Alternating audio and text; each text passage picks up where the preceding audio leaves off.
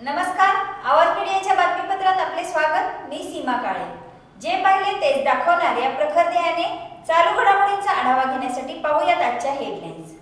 राष्ट्रहितासाठी समान नागरी कायदा झालाच पाहिजे, यासाठी हिंदू एकता आंदोलन पुन्हा रस्त्यावर। समान नागरी कायदा। आपल्या देशाची लोकसंख्या 130 कोटींवर पोहोचली आहे। एवढी मोठी लोकसंख्या देशाला मारक आहे। याचे कारण स्वातंत्र्याच्या वेळी 18% असलेली मुस्लिम जनसंख्या आज 25%च्या वर पोहोचली आहे। या सरकारचे बोट चेपी धोरण आणि कुटुंब नियोजनाचा अभाव यामुळे संख्याबळाचे युद्ध निर्माण होण्याची शक्यता आहे। या संख्याबळाच्या युद्धात हिंदू अल्पसंख्याक होण्याचा धोका निर्माण झाला आहे। यासाठी केंद्र सरकारने संपूर्ण राष्ट्रहितासाठी देशभर सर्वांसाठी एकच कायदा समान नागरी कायदा लागू करावा। सर्व धर्मीयांना कुटुंब नियोजन सक्तीचे करावे व द्विभार्या प्रतिबंधक कायदा लागू करावा। देशाला मारक ठरणारे 370वे कलम। भारतीय घटनेत काश्मीरी नागरिकांना विशेष अधिकार प्राप्त झाले आहेत। फक्त काश्मीरमधीलच नागरिक काश्मीरमध्ये मिळकतीचा मालक बनू शकतो। देशाच्या अन्य प्रांतातील कोणाही नागरिकाला काश्मीरमध्ये स्थावर अथवा जंगम मालमत्ता मालकी हक्काने खरेदी करता येत नाही। घटनेतील 370व्या कलमाचे संरक्षण घेत काश्मीरी नागरिक आपली देशविरोधी फुटीरता दाखवून देतो।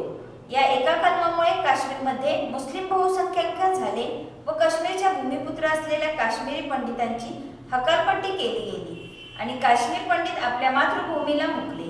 काश्मीरमधील 370वे कलम तातडीने रद्द करून काश्मीरी नागरिकांना देशाच्या प्रवाहात आणले पाहिजे। यासाठी 370वे कलम रद्द झालेच पाहिजे।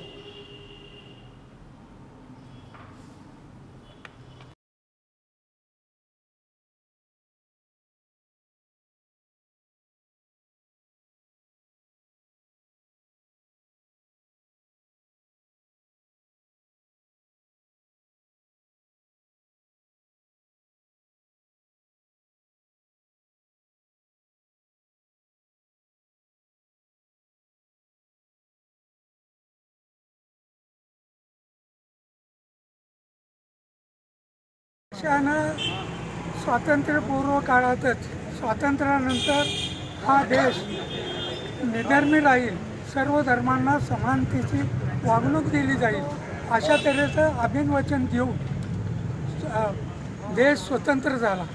पण देश स्वतंत्र होत असताना ज्या काही मूलभूत गोष्टी आहेत त्या गोष्टीकडं मात्र दुर्लक्ष केलं गेलं। एकीकडं धर्मनिरपेक्षता राष्ट्र म्हणायचं आणि दुसरीकडं मात्र वेगवेगळ्या धर्मियांच्यासाठी वेगवेगळे कायदे अस्तित्वात आणायचे।